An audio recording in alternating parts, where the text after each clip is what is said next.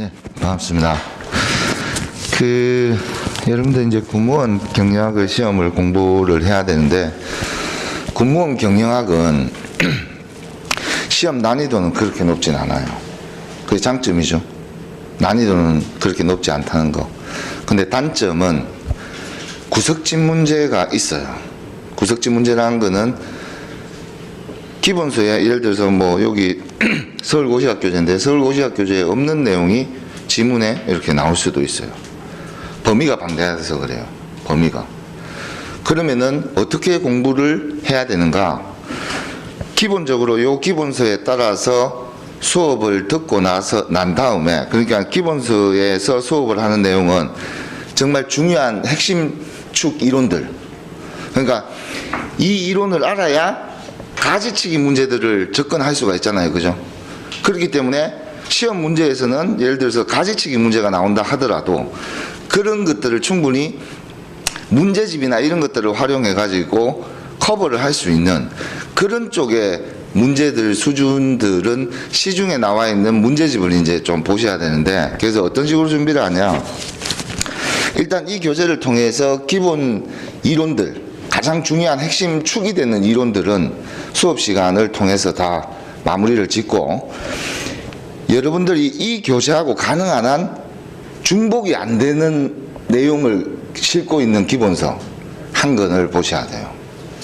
당연히 뭐 책에 대한 부담은 있죠. 결국은 한 권을 더 사셔야 돼요. 시중에 나와 있는 것 중에. 가능한 한 여기 있는 내용하고 중복이 안 되는 게 좋아요. 중복이 안 되면 그만큼 반경이 넓어지겠죠. 그죠? 그렇게 하면은 중복이 되는 부분도 당연히 있을 거 아니에요. 경영 기본 이론이니까. 그러니까 중복이 되는 부분들은 빨리빨리 그냥 넘어가고, 중복 안 되는 부분들을 한 번 더 체크해 가지고 숙지를 하고, 그렇게 기본서를 하나를 마무리를 짓고 난 다음에는 문제를 좀 많이 풀어보셔야 돼요. 문제를 많이 풀어보셔야 되는데, 문제를 푸는 이유는 실전 감각 때문에 그래요. 그래서 나중에 제가 문제 푸는 요령이나 여러 가지 이런 것들도 제가 알려는 드리는데, 문제집은 시중에 나와 있는 일반적인 문제들하고는 좀 차이가 납니다. 왜냐하면 직접적으로 좀 이렇게 우리하고 관련이 좀 떨어져요. 예를 들어서 우리 경영학 시험을 보는 데가 노무사, 공인회계사도 있는데, 회계사 같은 경우에는 우리하고 시험이 완전 방향이 다릅니다. 그 이유는 회계사는 중요하고 핵심 이론만 나와요. 구석진 문제를 아예 출제를 안 합니다. 걔네들은 문제 자체가 얼마 안 되기 때문에. 그리고 걔네들은 우리하고 좀 안 맞고, 경영지도사 경영학이 또 있는데 그게 우리하고 조금 비슷한데 방향성이 또 조금 안 맞아요. 우리보다 난이도가 조금 더 높고, 노무사 이것도 저희 쪽하고는 좀 방향성이 좀 안 맞아요.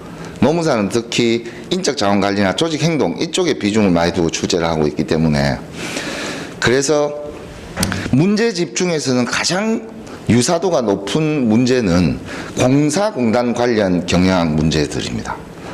가장 유사해요. 그렇다고 해서 공사공단은 우리하고 조금 차이는, 공사공단은 지문이 좀 긴 것들도 있습니다. 근데 우리 군무원 경영학은 지문이 그렇게 길지는 않아요. 그러면 군무원 경영학은 핵심은 뭐냐? 헷갈리는 게 많아요. 용어가. 예를 들어서 보기가 1, 2, 3, 4가 있잖아요. 그죠? 그럼 1번하고 2번이 한번 헷갈리잖아요. 그러면 이게 여러분들이 머릿속에서 혼돈이 자꾸 오는 거예요. 단어는 몇 개 안 돼요. 보기의 지문에 단어는 몇 개 안 되는데 개념상의 혼돈을 많이 가지고 있기 때문에, 그러면 뭐가 핵심이냐? 문제의 키워드의 범주 안에서 결정을 하시는 요령을 익숙하게 적응을 하셔야 돼요. 그러니까 보기에서 답을 고르시려고 하시면 안 되고, 문제의 컨셉에 맞게끔 범위를 정해서 문제에 집중을 많이 하셔야 돼요. 우리 군무원 경영학의 특징은 문제 속에 거의 다 답을 고를 수 있는 메시지가 다 숨어 있어요, 실제. 근데 여러분들이 공부를 하다 보면, 문제를 풀다 보면 보기에 자꾸 집중을 하거든요. 그렇게 되면은 좋은 성적을 못 가집니다. 보기에 집중하는 이유가 정답이 보기 중에 있으니까 거기에 이제 풀다가 헷갈리잖아요. 그죠? 그럼 그 다음 단계가 어떻게 넘어가는 줄 알아요? 찍기로 가는 거예요, 찍기. 헷갈리잖아요, 그죠? 그럼 뭐 대충 이거 아이가? 자기 스스로가 합리화를 시켜서 정답을 체크하는 거예요. 그렇게 되면 오답으로 갈 가능성이 크다. 그래서 문제를 분석하는 요령들은 제가 수업 중간에 또 얘기를 할 겁니다. 그래서 실제로 공부를 해보면은 개념이 제일 중요해요. 개념. 문제가 대다수 개념 위주로 나옵니다. 그래서 그 용어의 정의, 개념을 정확하게 이해하고 있으면 거의 답들이 거의 보이는 것들도 꽤 많아요. 탁길에 보면은 거의 다 뭐, 야, 이 가장 기본 원칙을 물어보는 내용이네. 이런 느낌이 있기 때문에. 그래서 기본서 한번 수업 들으면서 한번 전체적인 틀을 잡고, 그러니까 처음에 공부할 때 뭐가 중요하냐. 어떤 문제를 받잖아요. 그죠? 그러면 이 문제가 어느 목차, 어느 범위에 있는지를 안다는 것 자체만으로도 문제를 맞출 수 있는 것들이 꽤 많아요. 예를 들어서 우리 금방 올라오면서 여러분들 교재 맨 뒤쪽에 보면 기출문제가 나와 있어요. 가능한 한 지금은 풀지 마십시오. 그거를. 여러분들이 이거를 전체적으로 한 바퀴 돌고 난 다음에 기출문제를 나중에 한번 풀어보십시오. 맨 뒷장에 보면 있어요. 맨 뒷장에. 기출문제들 있잖아요. 그죠? 그거를 공부를 다 하고 어느 정도 공부를 하고 난 다음에 문제를 한번 풀어보시면은, 아, 이게 수준이 이렇구나. 그러면 거기에 오늘 금방 오다가 이제 한 문제를 보니까 리더십 이론에 대한 설명으로 틀린 것은, 리더십 이론이 아닌 것은 1번 특성 이론, 2번 행동 이론, 3번 ERG 이론, 4번 상황 이론. 이렇게 이제 문제가 나온 거예요. 그냥 간단하죠, 문제 자체가. 그럼 잘 보세요. ERG 이론이란 거는 동기 내용 이론이거든요. 그게 나중에 이제 공부를 하게 되면. 그러면 동기 파트와 리더십 파트는 조직 행동 쪽에 있는 거예요. 조직 행동론에 동기 파트에 어떤 이론이 있고 리더십 파트에 어떤 이론이 있다는 거 목차만 알아도 문제를 풀 수가 있어요. 그래서 목차 정리를 좀 잘 하시는 게 중요합니다. 그래서 여러분들이 어떤 문제를 딱 봤을 때, 아, 이거는 재무관리 문제구나, 재무관리 파트의 어느 파트에 해당되는 문제구나, 그것만 알고 있다고 하더라도 절반은 문제가 풀린다는 뜻이에요. 그래서 목차의 개념을 잘 하셔야 돼요. 오늘도 예를 들어서 수업을 하게 되면 첫 번째 고전 이론인 테일러가 나오고 그 다음 주에 포드 나오고, 근데 포드하고 테일러 문제는 둘이 이제 비교하는 식으로 섞어가지고 출제를 많이 하거든요. 그게 기본 패턴이에요. 그런데 테일러가 먼저 나왔다는 사실을 알고 포드가 나왔다는 사실을 안다는 것 자체가 중요한 거예요. 이게 비교 문제에서는. 근데 이거 순서를 모르잖아요. 테일러가 존재하고 포드가 존재한다 그러면 이 순서를 모르면 이해가 잘 안 되는 거예요. 그러면 오답으로 가는 거죠. 그래서 목차 순서, 시대순으로 나열되어 있는 것들은 시대순으로 나열해서 머릿속에 목차가 정리가 되어 있어야 돼요. 그게 아주 중요하다. 그 다음에 개념이에요. 개념. 그러면은 개념이 잡히기 시작하고, 그런 문제들은 목차의 어느 쪽에 있는 문제인지만 머릿속에 알고 있어도 자동으로 풀리는 문제들이에요. 근데 용어의 뜻만 알고 있다 그러면은 헷갈리기 시작하는 거예요. 그때부터. 그래서 첫 번째는 목차순, 목차에 대한 기본적인 흐름을 다 이해하고, 그 다음에 개념, 복잡한 원리나 이런 것들 나오지 않습니다. 여러분들 지문 자체가 길지가 않아요. 시간도 짧아요. 그래서 경영학 문제는 단지 핵심은, 경영학은 여러분들 시험 성적이 그렇게 높지 않습니다. 공무원 시험에서 커트라인이 한 73점, 70점, 72점 이 정도밖에 안 돼요. 그럼 30점은 어디서 날아갔냐? 어디서 날아갔냐? 구석진 문제들, 구석진 문제들. 책에 잘 안 나오고 이런 것들. 때로는 좀 약간 상식적인 문제들도 갑자기 튀어나와요. 그 작년 같은 경우에는 기억나는 게 환경오염의 원인이 무엇인가? 이런 거. 환경오염의 원인이 뭐냐? 그때 뭐 인구 증가, 도시화 뭐 이런 것들이 있거든요. 그 다 인구가 사람이 증가되게 되면 당연히 버리는 것도 많아져요. 근데 정답은 국제화. 국제화를 추구한다고 해가지고 환경오염이 무조건 많이 생기는 건 아니거든요. 그러니까 이런 개념상의 어떤 혼돈에서 오는 문제들이 태반이기 때문에, 그러니까 당연히 환경오염의 원인이 뭐냐 이 질문이 나왔다는 거는 이 교재에서 어느 파트에서도 그 그거를 직접적으로 다루는 문제들은 없어요. 우리가 뭐 환경 경영 이런 게 있기는 있어요. 그런데 그런 것들은 기본 개념 위주로만 공부를 하더라도 그런 것들은 상식적으로도 문제를 맞출 수 있어야 돼요. 그래서 그런 것들은 특히 개념 위주로 이제 나갈 때 설명을 할 거고, 그래서 공부할 때는 기본서 한 번 더 가지라. 특히 중첩되지 않는 내용을 가지고 있는 기본서를 하나 선정하시라. 그러면 기본서 선정할 때는 어떻게 선정해야 되냐? 첫 번째 조건이 중첩이 되면 안 되고, 두 번째 조건이 여러분들이 책을 봤을 때 눈에 잘 들어오는 게 있어요. 여러분들 개인의 성향에 따라서. 그래서 저는 개인적으로 여러분들이 뭐 많이 보는 책, 추천하는 책 그거는 별로 안 좋습니다. 다른 사람이 많이 본다 하더라도 내가 안 볼 수가 있기 때문에 여러분들이 책을 딱 뜯겼을 때 이거 눈에 잘 들어오네, 글이 잘 읽히지네, 문장이 어렵지가 않고 입에 착착 달라붙네, 그 책이 제일 좋은 거예요. 그래서 그런 책을 선정하셔야 된다. 그렇게 해가지고 그게 어떤 어느 책을 사라 이런 것들은 필요 없다.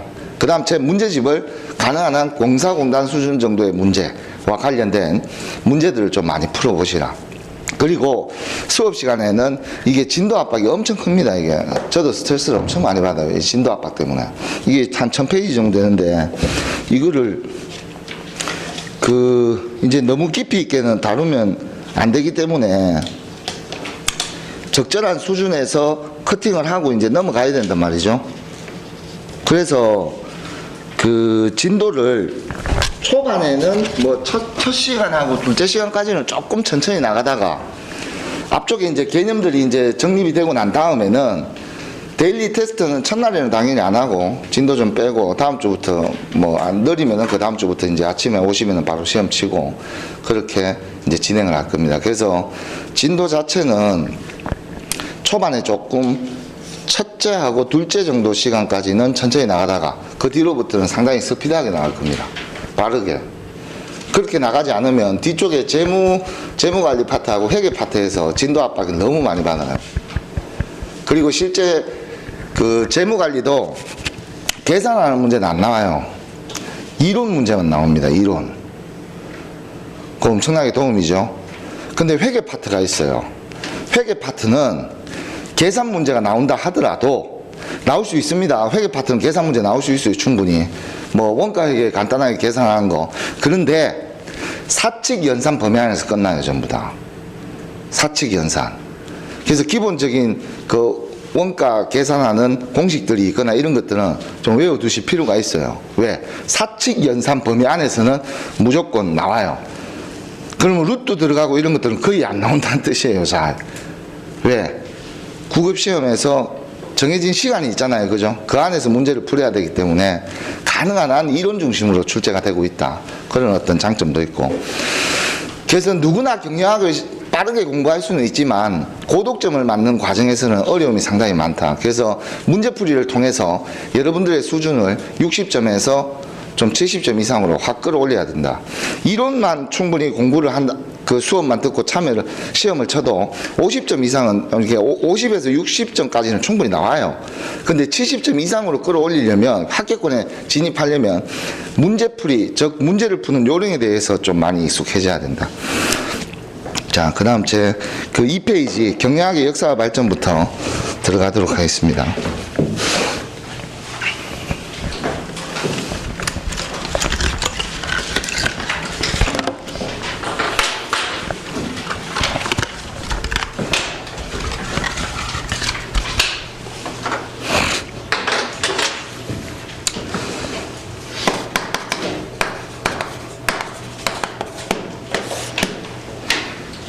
이 경영학이 뭔가, 이 개념 정의를 먼저 이제 해야 되겠죠. 그죠? 경영학이라는 거는 첫 번째가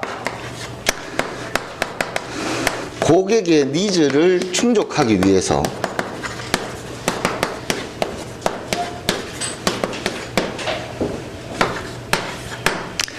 고객의 니즈를 충족시키기 위해서 재화와 서비스를 생산하여 재화와 서비스를 생산하여 분배하거나 관리하는 활동을 얘기해요.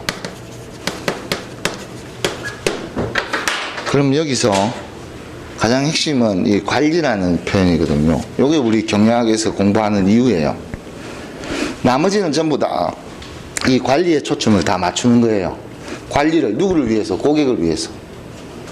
그럼 관리라는 거는 결국은 우리가 기업 입장에서 생산하는 재화 서비스. 재화는 뭐죠?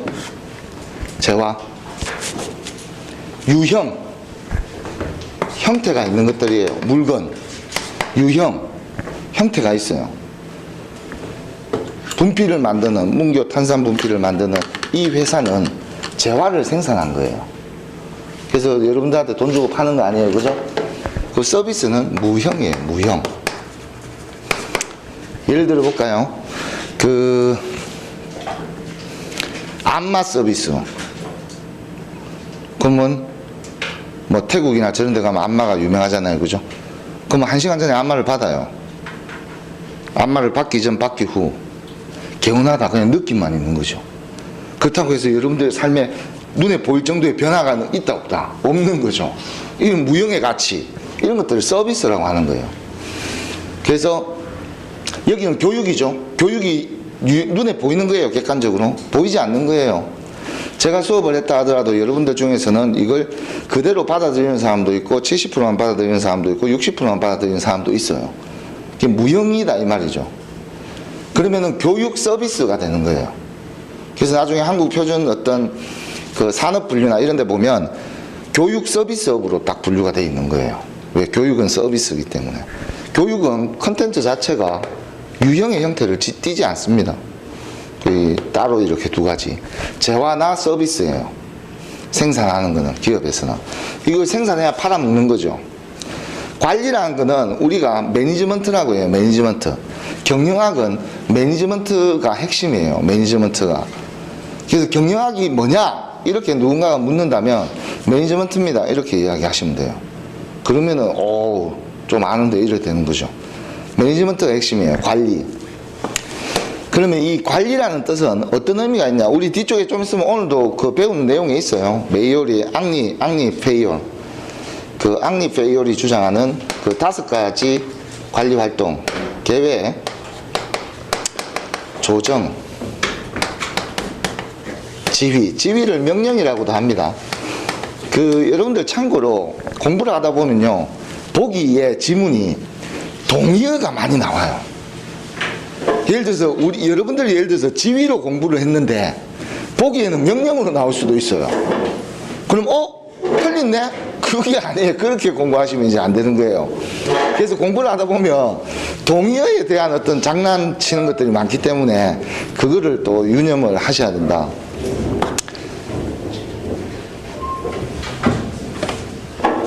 죄송해요. 조정,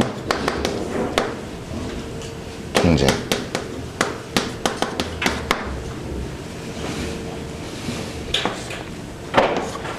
관리란 무엇인가?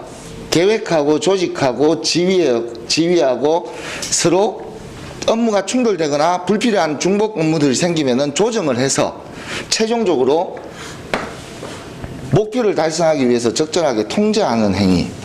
그래서 통제한 결과 문제가 생겼죠? 그러면 피드백을 해서 다시 계획에 차후에 반영을 한다 안 한다? 반영을 한다. 이게 관리예요. 그래서 이거를 여러분들 이거 입에 붙여 두셔야 돼요. 그냥 외우듯이. 개조, 지족통. 개조, 지족통.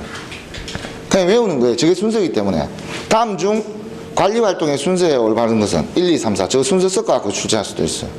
가장 간단한 것은 관리란 무엇인가? 개조, 지족통입니다. 그게 답이에요. 그냥. 계획하고 조직하고 지휘하고 조정하고 통제하는 거. 이건 뒤쪽에 제가 오늘 또 수업 파트에 있기 때문에 그렇게 이제 설명하는 거예요. 그러면은 이 관리 활동이 우리는 총 4대 기능이라고 해요. 경영의 4대 기능. 가장 기본적인 경영이죠.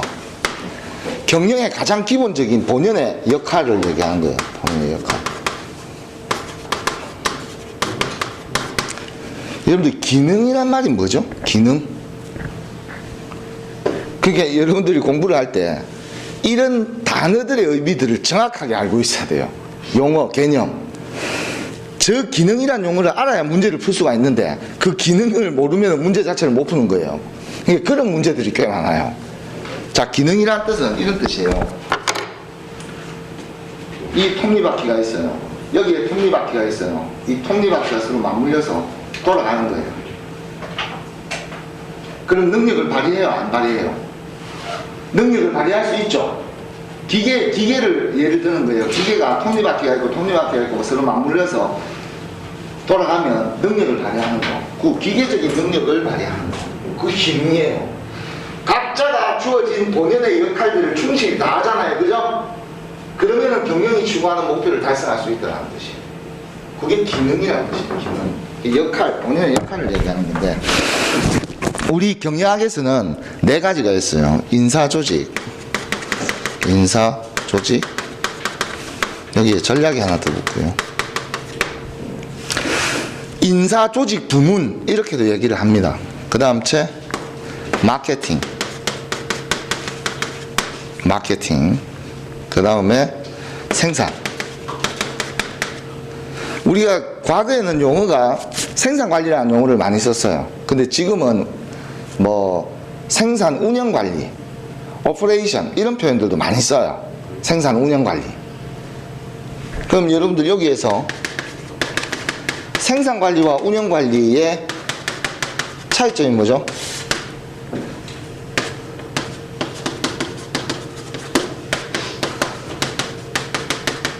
이 운영은 주로 또 시스템을 얘기하게 됩니다.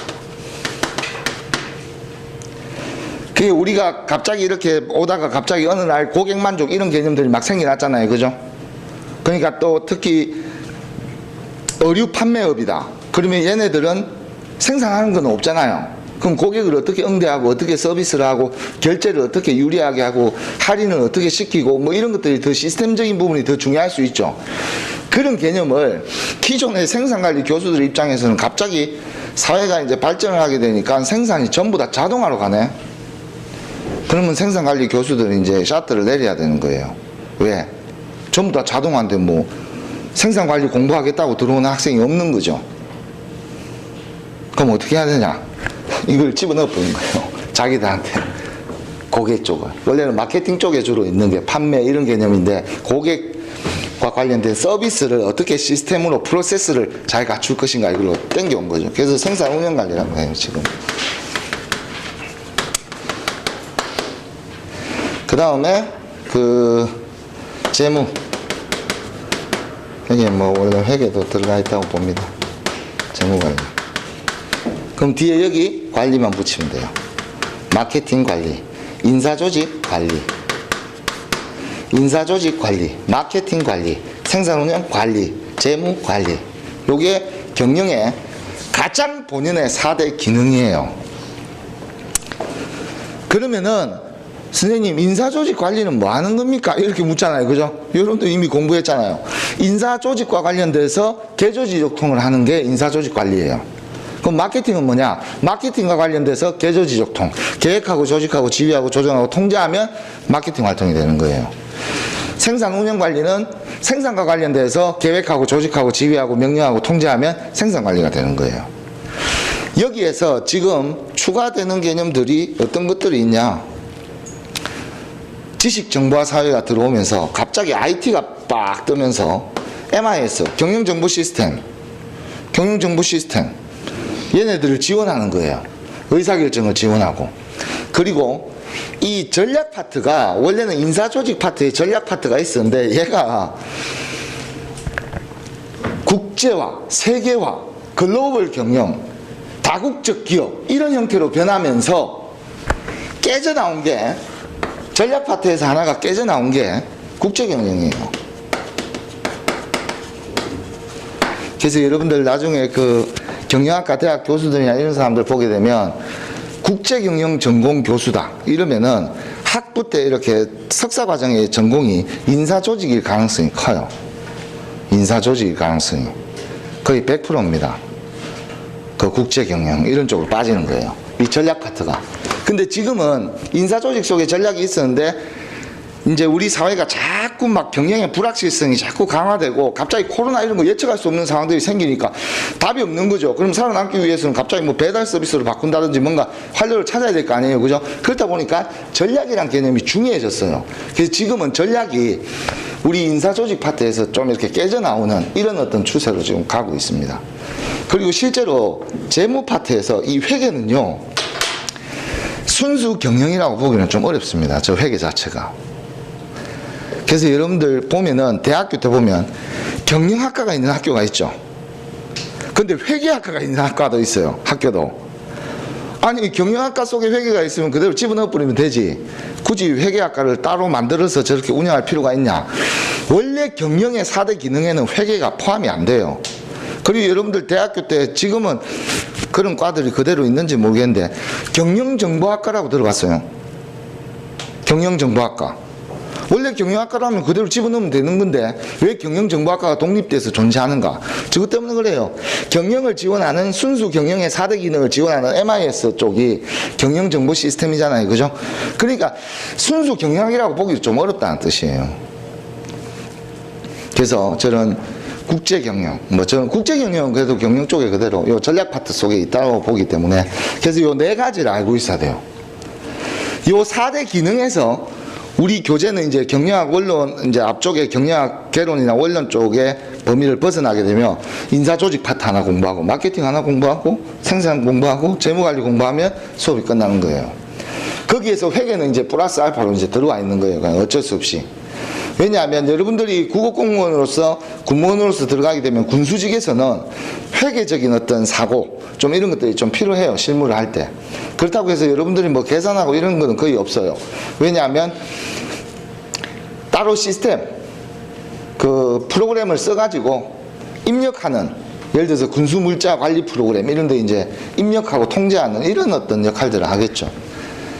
요게 이제 경영의 기본 가장 큰 그 4대 기능이다. 그래서 그런 것들과 관련돼서 또 이야기를 할 거고요. 그 다음 우리 경영학의 그 지도 원리. 이건 뭐 좀 지어도 되죠? 그죠? 지우겠습니다. 자.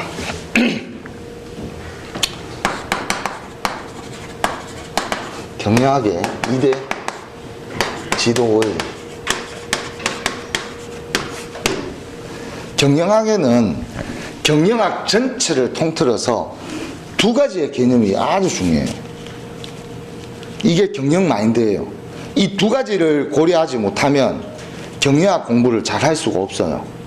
그리고 경영학 이 두 가지를 추구하지 않으면 경영학이라고 할 수가 없습니다.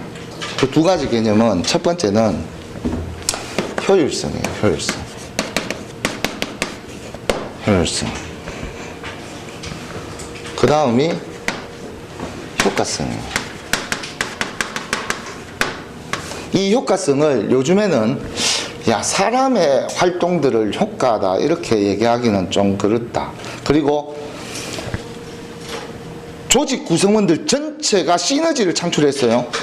근데 이런 것들을 효과라고 단정 짓기에는 좀 단순 투입 대비 산출의 어떤 개념 또는 목표를 달성 이런 개념에서 조금 요즘에는 유효성이라는 표현도 상당히 많이 씁니다. 그래서 효과성이라는 단어가 지문에 보이지 않거나 이렇게 되면 유효성이 여기 잘 보세요. 효과가 있다 이런 뜻이에요. 그냥 유효하다. 효과가 있다. 효과성. 자, 효율성은 어떤 개념이냐? 도식화를 해야 되니까 여기 최소 자원을 투자를 해서 이게 투입이에요. 투입.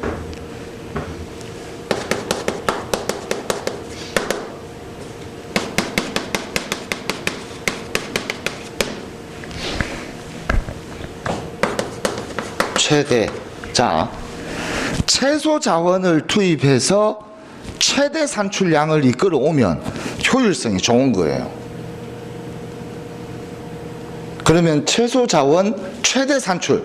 이 개념이 완전히 위쪽이 최소 산출이 아니라는 뜻이에요. 최대 산출. 그러면 쟁점은 뭐냐? 이거는 결과죠. 그죠? 원인이 이쪽이잖아요. 그죠? 그러면 우리는 경영을 할 때 결과를 통제할 수가 없잖아요. 우리가 결과를 어떻게 통제해요? 원인을 통제해야 결과가 잘 나올 거 아니에요. 그래서 우리는 여기에 집중하게 됩니다. 그럼 이 자원이 뭐냐? 인적 자원, 사람. 새로운 부서를 만들었어요. 몇 명이서 쓸 건지, 5명 투입시킬 건지, 그 친구의 임금까지 다 계산해갖고 비용으로 보는 거예요, 걔네들은. 그 다음 물적 자원. 물적 지원을 어느 정도 해야 될 것인가. 그 다음 여기 하나 더 있어요. 뭐가 있을까요? 돈이 뭘까요? 시간 상당히 중요해요. 최소 자원을 투입했어요. 인적 자원과 물적 자원을 최소로 투입을 했는데 최대 산출이 나왔어요. 근데 시간이 한 달 안에 끝나야 되는데 2달이 걸려요. 그러면 효율성이 떨어지는 거예요. 얘네들이 작아야 돼요. 전체적으로. 얘네들이 다 적어야 돼요. 시간을 적게 투입을 하고, 사람을 적게 투입하고, 물적 자원을 적게 투입하게 되면 무조건 효율성은 좋아지게 돼 있어요. 그래서 효율성은 전부 다 한마디로 정리하게 되면 최소 자원을 투입해서 최대 산출량을 이끄는 게 효율성이라는 개념의 뜻이에요. 그러면 이 개념을 묶으면은 한마디로 어떤 개념이 되냐? 비용과 관련이 있어요. 비용. 싸게 생산해야 된다. 이런 뜻이에요. 싸게. 비용과 관련이 많습니다. 그 다음 우리 효과성과 관련돼서는 목표 달성이에요. 효과성.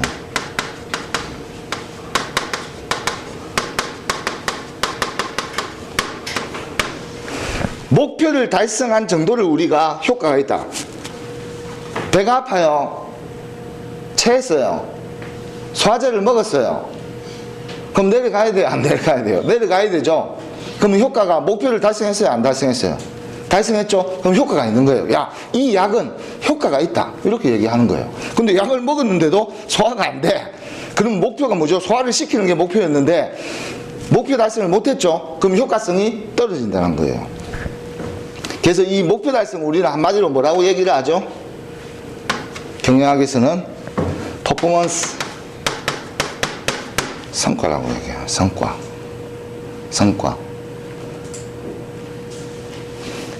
과정은 비용적인 측면이고 결과는 목표를 달성해야 돼요.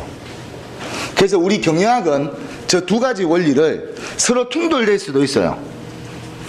효율성을 높이다 보면은 효과성이 떨어질 수도 있고요. 효과성에 집중을 하다 보면 효율성이 떨어질 수도 있습니다. 그거는 그 기업이 처한 상황에서 경영자가 어떻게 의사결정할 것인가. 그런데 우리 경영학은 가장 이상적인 것은 효율성과 효과성이 둘 다 높은 쪽을 지향한다는 거. 만약에 여기에 있는 이론들 중에서 효율성이 조금 더 높고 효과성이 떨어지거나 효과성이 조금 더 높고 효율성이 떨어지거나 이런 이론들이 태반이에요. 전부 다. 근데 나름대로 현존하는 이론들 중에서 효율성과 효과성이 나름대로 가장 높다라고 판단이 돼서 전부 다 책이 실린 거예요. 경영학 책에. 그러면 효율성과 효과성을 인정받지 못하면 경영학이라고 얘기할 수 없다는 뜻이에요. 경영은요, 싸게 목표를 달성하는 게 경영이에요. 이 2가지 원리. 그 중에서 우리는 실무에서는 뭐가 중요하냐? 이게 중요할 수밖에 없어요. 왜냐하면 이거는 결국은 결과 아니에요. 결과를 직접적으로 통제하기는 어렵죠. 그래서 이게 과정이거든요. 효율성이. 그래서 비용과 관련돼서 무조건 싸게 하는 게, 싸게 생산해야 된다. 싸게 만드는데 제품이 뛰어나요. 그러면 대박 나는 거 아니에요? 우리 기본적으로 우리 경제의 원리가 뭐예요? 싸게 만드는데 품질은 제일 좋아. 그러면 그 회사는 살아남고 그 회사는 수익을 최대로 달성하는 거 아니에요? 그런 관점. 이 2가지 어떤 지배 원리 이해를 해두시면 돼요. 그래서 얘네들 2개를 다 묶어서 또 우리가 표현하는 단어 중에 합리성이라는 단어.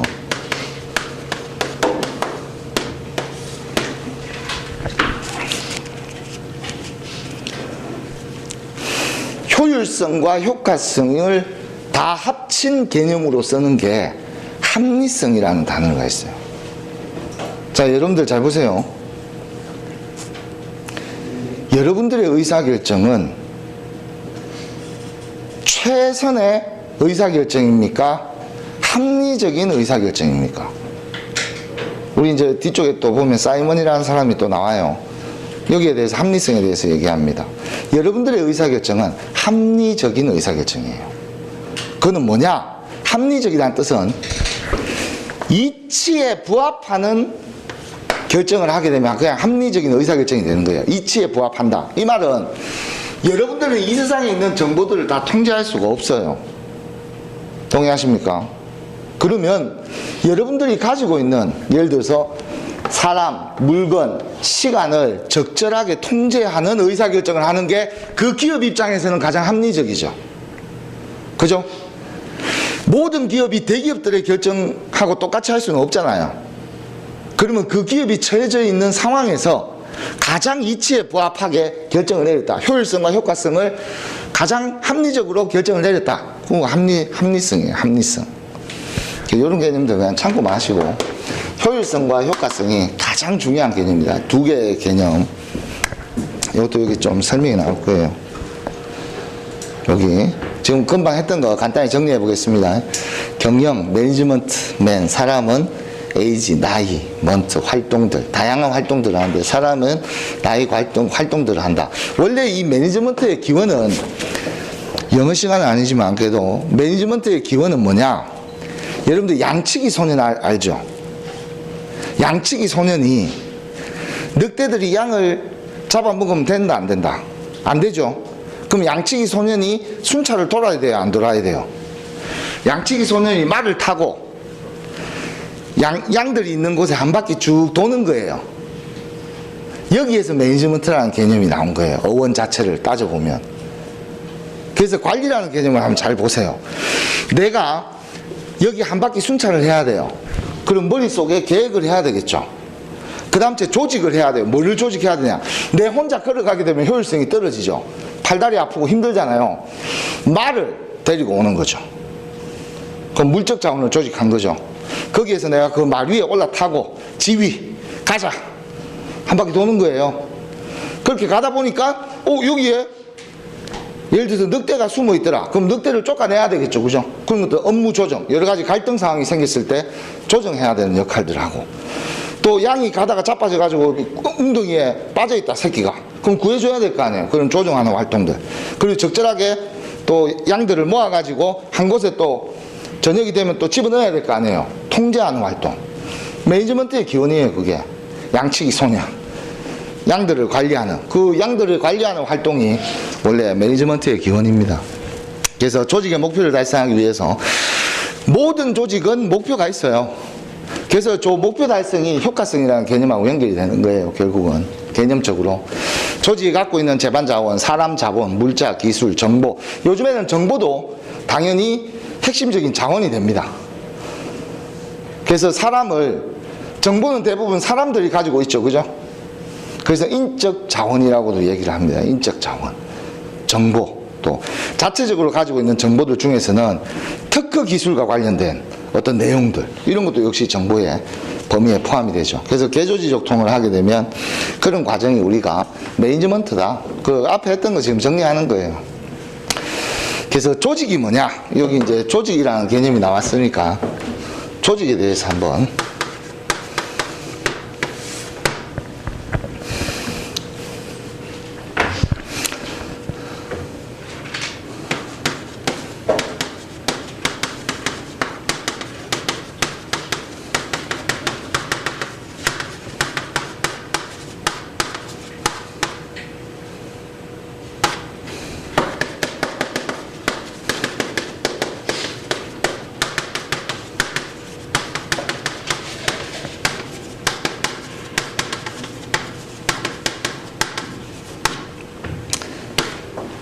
조직이란 것은 공동의 목표를 달성하기 위해서 구성원들이 상호작용하는 결합체다. 그럼 여기에서 가장 핵심적인 키워드는 상호작용이 되는 거예요. 상호작용. 상호작용을 하려면 협업을 잘 해야 되는 거예요. 각자의 역할. 그러면 각자의 기능을 최선을 다해야 상호작용이 잘 되겠죠. 그죠? 그러면 조직이 되려면 한 명만 있으면 돼요? 두 명 이상이 돼야 돼요? 두 명 이상이 돼야 돼요.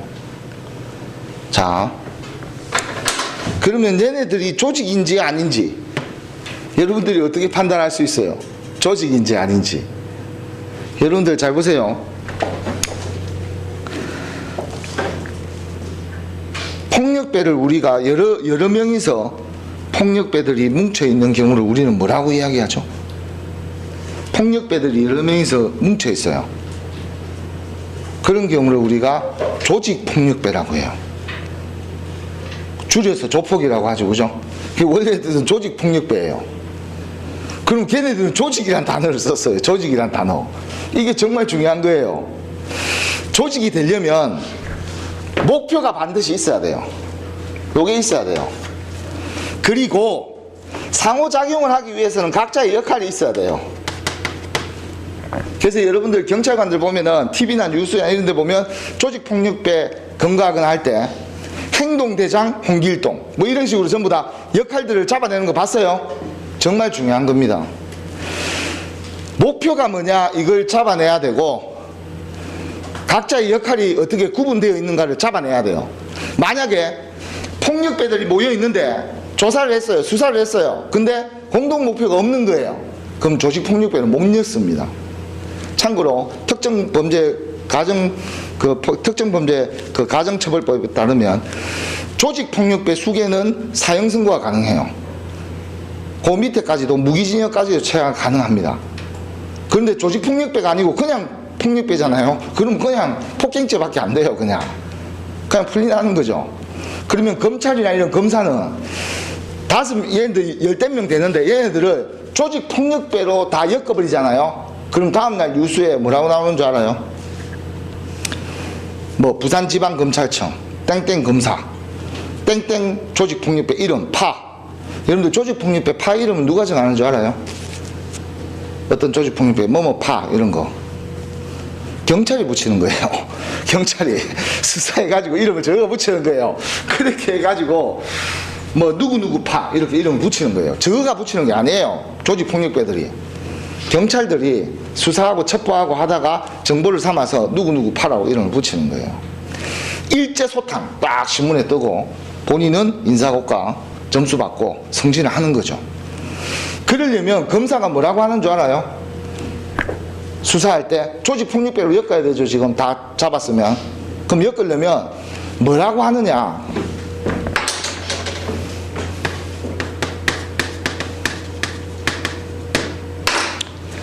여러분들 회사 홈페이지에 가면 조직도가 있어요? 없어요? 대표이사 누구? 부사장 누구? 경영, 뭐 회계 부서장, 무슨 과 다 있어요? 없어요? 조직도를 그려오라고 해요. 검사는 검찰 수사관한테 조직도 받아오 있어. 끝이에요. 그냥 조직도 가지고 왔죠. 그럼 무조건 공동 목표는 확인이 됐고 거기에 각자의 역할들이 다 조직도에는 나와 있죠. 그죠? 그러면은 다 엮을 수가 있어요. 그래서 여러분들 1980년대 대학생들 데모할 때 공안사범으로 잡았을 때 전부 다 막 데리고 와가지고 갑자기 조직도를 보여주면서 야 저기가 김일성이야. 네가 지금 여기에 있어. 저 처음 보는 건데요. 이렇게 되더라도 덮어 씌우는 거예요. 너 여기에서 이 역할을 했어. 사인해. 뚜디기 패고 막 거꾸로 매달고 고문하고 그렇게 해가지고 엮어야 어떻게 되냐? 간첩단 붙이는 거죠. 또는 간첩조직, 일제소탕 이게 되는 거예요. 그렇게 올라가는 거죠. 조직이란 개념은 공동 목표가 있어야 되고 상호작용, 각자의 역할이 다 있어야 돼요. 그래서 한마디로 정의를 내리면 조직도를 딱 그려낼 수 있어야 돼요. 조직도를 그리지 못하면 그 조직은 조직이 아니에요. 조직도를 못 그리면. 그런 개념. 그래서 여기 전부 다 조직들이죠. 그러니까 시험 문제도 황당하게 다음 중 조직이 아닌 것은 1번 기업, 2번 군대, 뭐 3번 뭐뭐, 4번 친구, 그럼 친구 이런 거는 그 조직이라고 얘기하기는 어렵잖아요. 그죠? 공동 목표가 없잖아요. 그죠?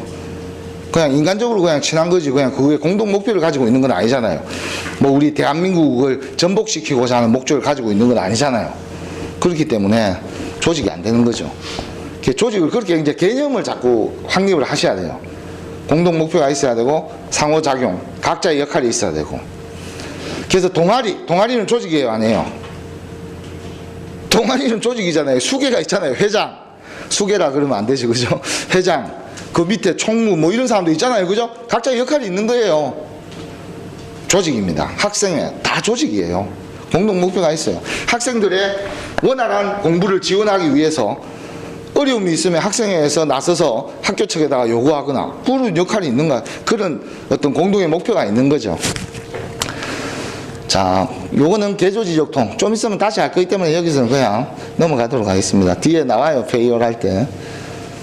개조지적통, 인적 자원과 물적 자원, 정보, 시간 이런 개념들을 적절히 이용해서 개조지적통을 하게 되면 결과가 나타나는 거죠. 물건을 만드는 과정이에요. 이게 생산과 서비스, 마인드만 키우는 거예요. 그래서 요거는 우리 4대 기능이라고 했잖아요. 그죠? 인사조직 전략, 생산, 마케팅, 재무관리, 여기 그냥 회계가 포함된 걸 보고, 경영정보는 요게 4대 기능이고, 요거는 그냥 추가적으로 온 거예요. 지금은 IT 없이 뭐든지 되는 게 있어요. 여러분들 생각해 보세요. 배민, 걔네들 뭐 그 어플 하나 빼고 뭐 있어요? 본질적으로 한번 따져보세요. 본질적으로. 일반 배달하는 친구들이 있는데, 걔네들이 배달을 하는데 어플을 하나 만들어서 거기에 연결 지어가지고 전부 다 플랫폼 형태로 만든 거죠. 플랫폼 기업이라고 해요. 요즘의 시대는 모든 기업의 형태들이 플랫폼으로 전부 다 바뀝니다. 그래서 배달의 민족이 플랫폼을 가지고 막대한 그 시장 점유율을 누리고 있으니까 다 블랙홀처럼 흡수가 되는 거예요. 그쪽으로. 그런 IT적인 측면이 새로운 사업의 기회들을 만들 수도 있는 거예요. 앞으로 여러분들 공인중개사 이런 자격증들도요, 앞으로 보면 큰 부동산 업체 어플 개발해가지고 막 다방직방 막 이런 식으로 지금 막 통합을 하려고 하죠. 근데 그 실제 현실에서는 통합이 잘 안 돼요. 이유는 실제 부동산은 가서 봐야 된다, 아니면 사진만 보고 판단할 수 있다 없다. 사진만 보고 판단할 수 없잖아요. 그거는 사진만 보고 판단할 수도 있는데 왜 사람들은 사진만 보고 판단하지 못할까요? 그거는 상대방을 믿지 못하기 때문이에요. 의심. 아, 일마들 그냥 내한테 수수료만 떼물라고 그냥 사진만 올려놓고 그냥 계약만 하는 거. 근데 이제는 앞으로 여러분들이 살아가는 시대 때는 온라인으로 다 계약을 하는 거예요. 주인을 만날 필요도 없는 세상이 될 수가 있어요. 공인인증 다 해가지고 계약서 샘플 올리고 거기에 전자서명 다 하고 이런 식으로 계약이 체결되고, 그러면 실제 공인중개사는 많이 필요 있다, 많이 필요 없다. 필요 없다. 시스템이 전부 다 해결을 한다는 뜻이에요. 그런 플랫폼. 그래서 IT가 상당히 중요하기 때문에 그냥 추가로 넣고, 우리 경영의 4대 기능은 요 4가지입니다. 요 4가지를 중심으로 해서 여러분들 교재에도 이제 시험 문제가 출제가 이제 되는 거죠. 개조지적통을 해가지고 얘네들이 전부 다 경영 정보는 다 지원하는 거예요. 얘네들을. 그리고 회계도 순수하게는 재무관리에 그냥 넣어놨지만 재무관리 쪽하고 회계는 뭐 본질적으로는 역할이 좀 다릅니다. 개조지적통, 이걸 줄여서 개조지통, 뭐 조정은 그냥 여기서 다 이루어지니까 조정이 여기서 이루어지거든요. 그렇게 해서 그냥 이렇게 넘어가는 거죠. 효율성과 효과성, 최소 자원을 투입해서 최대 산출을 한다. 효과성, 유효성, 목표 달성하는 정도, 성과라는 개념. 요거를 이제 요 키워드 내용까지는 알 필요는 없어요. 그냥 부연 설명을 하기 위해서 그냥 붙여놓은 거고, 여러분들은 개념만 알고 있으면 돼요. 그냥. 아, 참고로 요거 동의어 많이 씁니다. 효율성이라는 말과 능률성이라는 말은 같은 말이에요. 능률적이다, 효율적이다 같은 말이에요. 여러분들 나중에 보면 테일러는 효율성을 강조하는 이론이거든요. 근데 시험 문제에 능률성을 강조한다. 같은 말이에요. 그냥 효율성과 능률성은. 그거 체크하시고.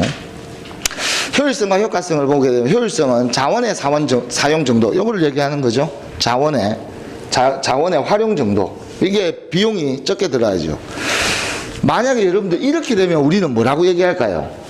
최대 산출량보다 얘가 더 커요. 최소 자원이 더 커요. 최대 산출량보다. 배보다 배꼽이 더 큰 경우죠. 그런 경우에 우리는 뭐라고 얘기를 할까요? 낭비라고 이야기를 합니다. 낭비. 예를 들어서 한 명이 택배 하나를 갖다 주면 되는데 5명이서 택배 하나를 배달하고 있어요. 낭비예요, 아니에요? 낭비가 되는 거예요. 비용의 관점이라고 했습니다. 비용을 그냥 막 써버리는 거예요. 비용을 아껴야 될 거 아니에요. 그래서 낭비적 관점은 경영학에서 가장 혐오하는 거예요. 낭비 요소를 기업들은 되게 혐오해요. 그래서 낭비를 방지하기 위해서 기업들은 어떤 TFT를 운영하는가? 원가 TFT를 운영해요. 원가 절감 TFT 팀을 만들어서, 삼성중공업도 지난번에 그 조선소 한번 타격받았을 때, 대우조선해양 무너지고 했을 때 삼성중공업도 이제 원가를 재편한다고 해가지고 TFT를 구성해가지고 모든 파트의 낭비 요소들을 찾기 시작하는 거예요. 다 제거하고 없애버리고 아웃소싱 해버리거나 전부 다. 그 원가 절감, 그 비용하고 관련이 있어요. 효율성을 높이기 위해서. 그 다음 제 효과성, 목표 달성이다. 목표 달성이다. 성공적인 조직이라면 효율성이 높고 효과성이 높다. 자, 제가 지금 예시를 하나 들을 테니까 효율성과 효과성을 판단해 보세요. 가장 유명한 예시입니다. 효율성과 효과성을 얘기할 때 가장 대표적인 예시이기 때문에 제가 지금부터 말하는 것을 잘 들어보십시오. 파리를 한 마리를 잡는데 파리채가 아니라 해머 알아요? 큰 거 해머. 해머를 들고 잡아요. 그럼 효율성과 효과성에서는 어떻게 됩니까?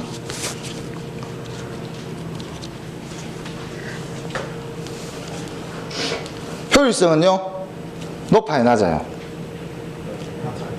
낮죠? 불필요한 힘을 많이 썼다, 안 썼다? 낭비가 발생하면 그건 효율성이 떨어지는 거죠. 효과성은요? 효과성은 둘 다 파리채로 잡든지 해머로 잡든지, 뭐 당연히 우리가 상식적으로 생각하기에는 해머가 좀 잘 안 맞을 것 같은 느낌은 있어요. 어쨌거나 파리를 운 좋게 눈먼 파리가 있으면 똑같이 때려잡은 건 똑같잖아요. 하지만 효율성은 낮고 효과성은 높은 거예요. 이 경우는 방금 제가 예를 들어 준 거는 효율성은 낮고 효과성은 높다. 이 머릿속에 딱 받고 계셔야 돼요. 낭비 요소가 발생하면 효율성은 떨어지는 거예요. 낭비 요소가 발생하게 되면. 그거 정리하시고, 이렇게 비용을 최소화하고, 여기는 결과를 극대화하다. 결과가 뭐죠? 이거 아니에요. 성과가 결과예요.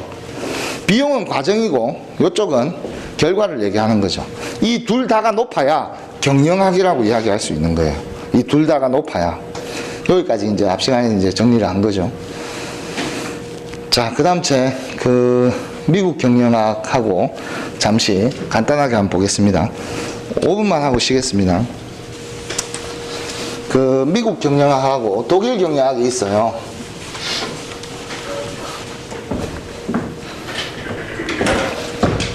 독일부터 먼저 해야 되겠네요. 그죠? 독일 경영학.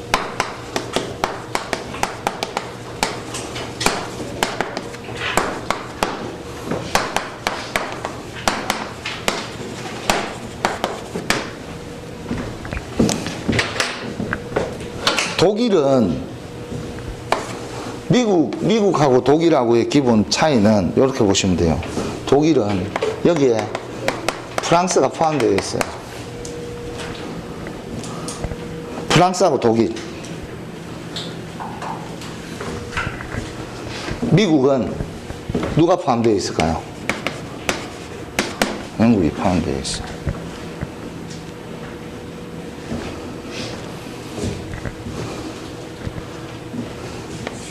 이쪽은 어떤 문화죠? 영국은 원래 뭐예요? 섬이에요, 섬.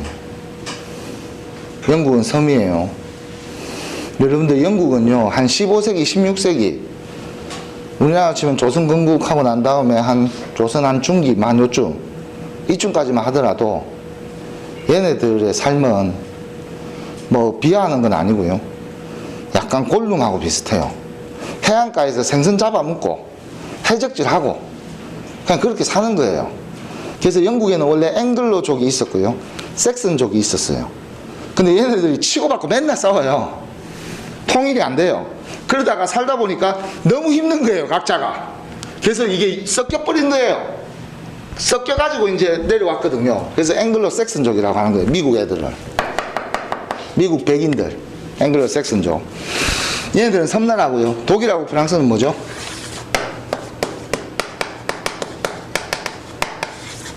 땅을 가지고 있죠. 그래서 대륙은요, 어떤 문화가 생기죠?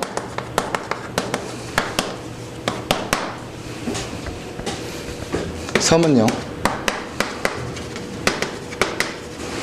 원래 여러분들 게르만들 있잖아요, 그죠? 게르만족들 있잖아요, 그죠? 걔네들이 원래 저쪽도 노르웨이 그쪽에 이제 바이킹족이라는 얘네들이 영국 쪽의 해안가에도 일시적으로 상주를 하고 프랑스나 이런 쪽에 노략질을 하고 막 이랬거든요. 걔네들은 이동을 다 해요. 정착 문화에서는요, 사람들이 한 곳에 정착을 하잖아요. 농경이 시작되면서 정착을 하잖아요. 그러면 노는 사람이 생겨난다, 안 생겨난다? 노는 사람이 한 명은 생겨나요. 야, 내가 너네들 집에 다 해줄게. 너네들의 안전을 보장해줄게. 그 대신에 너네들은 좀 내한테 좀 내라. 그러면 왕의 아들들도 놀고 묻겠죠. 그죠? 계급사회가 생기기 시작하는 거죠. 급격한 계급사회가 형성이 돼요. 그러면서 얘네들은 노는 사람들이 생긴다 그러면 노는 사람들은 주로 뭐예요?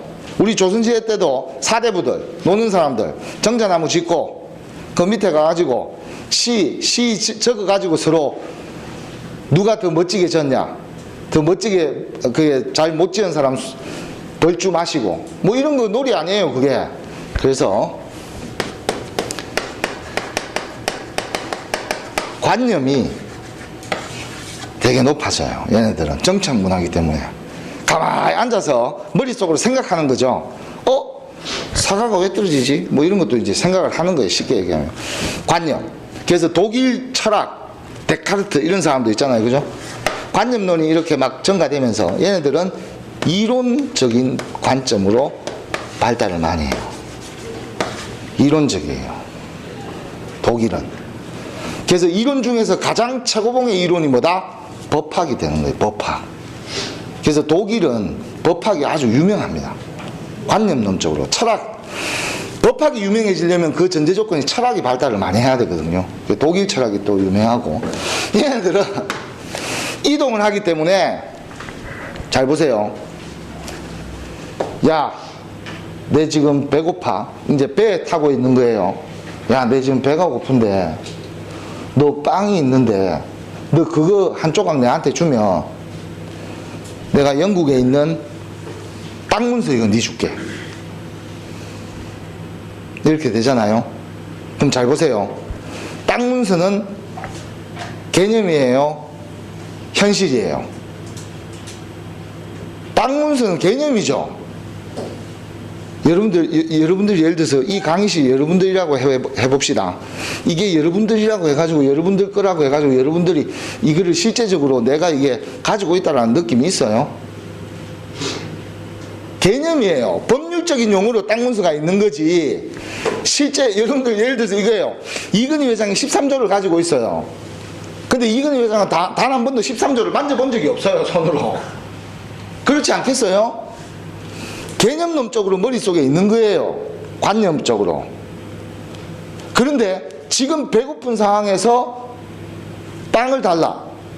그것보다는 야, 이거 나이프 칼 이거 좋은데 이거 네 낚시하다가 고기 잡을 때 너 이거 쓰면 아주 편하다. 그게 더 현실적이죠, 그죠? 그래서 얘네들은 이동 문화가 증가하면서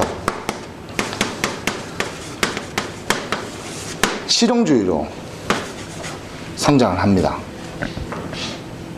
그래서 독일과 미국이 왜 다른가만 알고 있으면 돼요. 독일은 이론 중심이에요, 쟤네들은. 그래서 사이언, 순수 과학이에요, 얘네들은. 경영학을 약간 과학적인 관점으로 이제 이론적으로 보는 거고, 얘네들은 실용학문이에요, 실용학문. 실용학문이 뭐죠? 현실의 문제를 해결하는 거예요. 그래서 얘네들은 학위를 받으면 이 MBA를 인정해요, MBA를. MBA 과정을. 미국은 MBA 과정이지 독일이나 이런 데는 그냥 석박사 과정이에요. 석박사 과정은 이론적 개념이잖아요. MBA는 뭐예요? 하버드 비즈니스 스쿨. MBA는 기업들이 당면한 현실의 경영 사례들을 해결하기 위한 스킬들을 배우는 거예요. 그걸 가지고 대단한 학문을 했다 이렇게 얘기하기는 힘들어요, 원래는. 그럼에도 불구하고 미국이 어쨌거나 전 세계를 제패했기 때문에 우리는 미국 경영학만 배우는 거예요. 요 독일 경영학하고 미국 경영학만 이야기하고 난 다음에는 뒤쪽은요 전부 미국이에요. 독일을 생각할 필요가 없어요. 하지만 처음에는 얘네들 쪽부터 먼저 시작했죠. 이탈리아, 베네치아 뭐 이런데.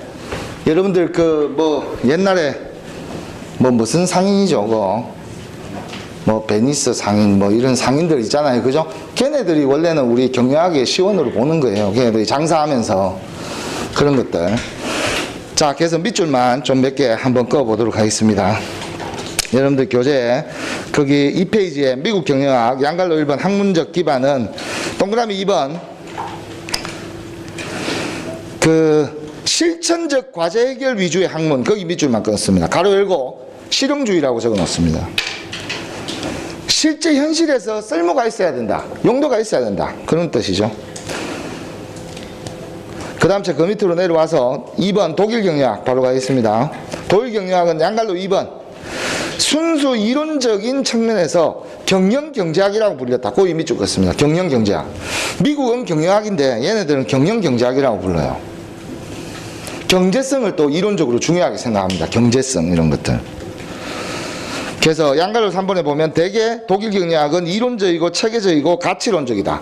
여기서 가치론적이라는 뜻은 관념적이라는 뜻이에요. 이론적이다 이런 뜻이에요. 우리 집에 금송아지 있다. 본 적 없잖아요. 그래서 얘네들은 소유권, 얘네들은 정착 문화에서는 소유권의 개념이 발달하거든요. 근데 이동 문화에서는 어떤 개념이 발달하냐? 점유권.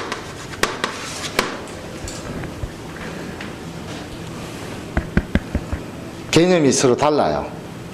그게 잘 보세요. 점유권의 하나의 발달된 형태가 뭔지 알아요? 리스 이런 거예요. 리스. 리스. 여러분들 리스 이런 거, 자동차 리스 이런 거 들어봤어요? 내가 한 달에 40만 원씩만 내면 월 아우디 이런 거 이제 본인이 이제 타고 다닐 수 있는 거예요. 그래서 20대 친구들 막 그 해가지고 리스 해가지고 아우디 막 폼나게 끌고 다니는 거죠. 그래갖고 막 겨우겨우 고시원에서 겨우겨우 막 직장 월급 다 받아갖고 그 막 때리고 폼 잡는다고 막 아우디하고 막 이런 벤츠 막 이런 거 막 오픈카 이런 거 끌고 다니면서 그렇게 한 1년 정도 하고 나면 이제 막 허리가 휘어지니까 이제 막 한번 해봤으면 됐다 하고 또 이제 정리하고 또 새 출발을 또 하고. 얘네들은 점유권의 개념이 리스, 임대, 렌탈 산업 이런 것들이 미국이 발달을 해요. 렌탈 산업 이런 것들. 리스 잘 보세요. 내 거 아니죠. 그죠? 빌리는 거 아니에요. 잠시 타고 쓰다가 마음에 든다 그럼 돈 주고 사는 거고, 마음에 안 든다 그럼 반납하면 끝이잖아요. 점유권의 개념이에요. 근데 우리나라는 뭐예요? 차가 있으면 자기 차 사야지, 내 차 소유권 이런 개념이 강한 거예요. 한국 사람들. 여러분들 지금도 아마 그게 남아있을 거예요. 여러분들 아파트는 꼭 사야 된다. 결혼해도 아파트는 꼭 사야 된다. 소유권의 개념이잖아요. 그죠? 평생 죽을 때까지 전세로만 살다가 갈 수도 있는 거예요. 개념상의 차이에서는.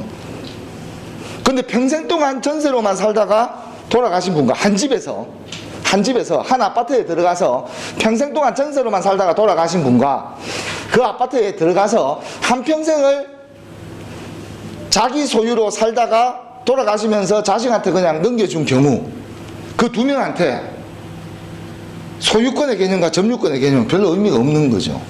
본질적으로는. 예를 들자면 이게 개념적이에요. 개념적. 관념적이고. 이 문화가 다릅니다. 서로가. 요게 요 차이가 있어요. 그것만 체크하시면 될 것 같아요. 오른쪽에 그 5번 일본 경영학은 우리 한국 경영학하고 관련이 있습니다. 그 그 3번하고 4번은 생략해도 됩니다. 뒤쪽에 가면 자동으로 해결되기 때문에. 5번 한국 경영학, 양갈로 2번. 1960년대 이전까지 한국 경영학은 일본식 교육이 그대로 남아 있었죠.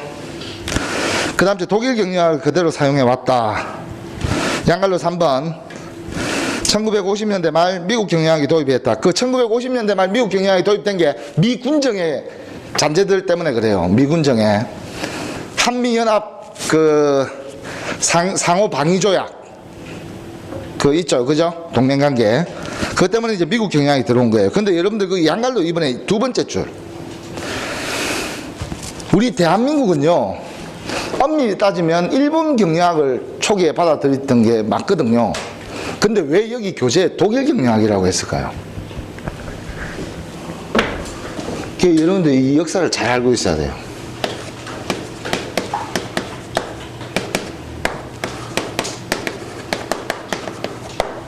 우리는 이렇게 왔다가 이제 미국이 이제 2차 세계대전 끝나고 한국이 독립하면서 미군정이 잠시 있었잖아요. 1, 2년 동안. 그렇게 하면서 이제 미국 경영학이 들어왔고 이게 미국 경영학이 쭉 들어와다가 실제 미국 경영학이 들어는 왔지만 우리 대한민국에 영향력은 별로 없었어요. 그대로 독일과 일본 경영학적인 관점이 더 강했어요. 그런데 1997년 IMF가 발생하고 난 다음에 IMF는 여러분들 어느 국가가 주도하는 국제금융기구인 줄 알아요?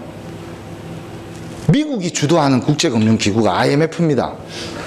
그럼 IMF는 그럼 미국이 왜 그거를 만들어서 주도를 하는가? 미국 입장에서는 자본주의 시장경제체제, 자유시장, 무역시장에 자기네들 판매할 수 있는 장소를 많이 만들어 놔야 되는 거예요. 물건을 잘 팔아먹기 위해서. 그래가지고 국제금융기구를 만들어서 나중에 달러 없고 돈 없잖아요. 그러면 국제금융기구 IMF가 들어가서 시스템을 전부 다 미국식으로 다 바꾸는 거예요. 테라포밍 세팅을 다시 해주는 거예요. 그러면 미국이 시장이 진출하고 훨씬 더 투자나 이런 게 자유로워지죠. 상호주의. 여러분들 미국 공인회계사 시험 합격하면요, 한국하고 지금 거의 똑같이 쓸 수 있습니다. 여러분들 그거 모르죠?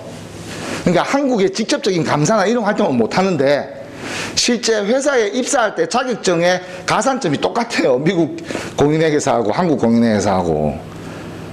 미국 공인회계사가 훨씬 더 수월한데 그게 상호주의, 서로 인정을 하기 때문에 회계 자체가 IFRS 국제회계 기준을 똑같이 쓰잖아요. 그죠? 그 인정을 하는 거예요. 그래서 독일하고 일본이 세계 2차 세계대전 동맹국이다 아니다. 동맹국이에요. 실제 우리는 일본의 영향을 받았지만 우리가 일본의 영향을 받았다고 하면은 기분 좋다, 기분 나쁘다. 기분 나쁘죠. 우리 법학도 마찬가지예요. 법학에 가면 우리 전부 일본법을 기본으로 틀로 쓰고 있거든요. 근데 일본이 독일법을 뺏겼다 이 말이에요. 그래서 우리는 독일법을 개수했다라고 되어 있어요. 독일법을. 경영학도 마찬가지예요.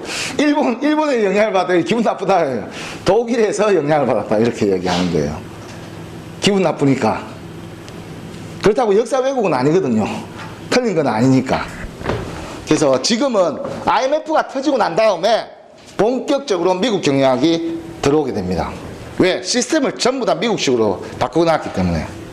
그래서 비정규직 이런 것들 강화되는 거죠. 자, 여기까지 하고 10분간 쉬었다가 또 진행하겠습니다.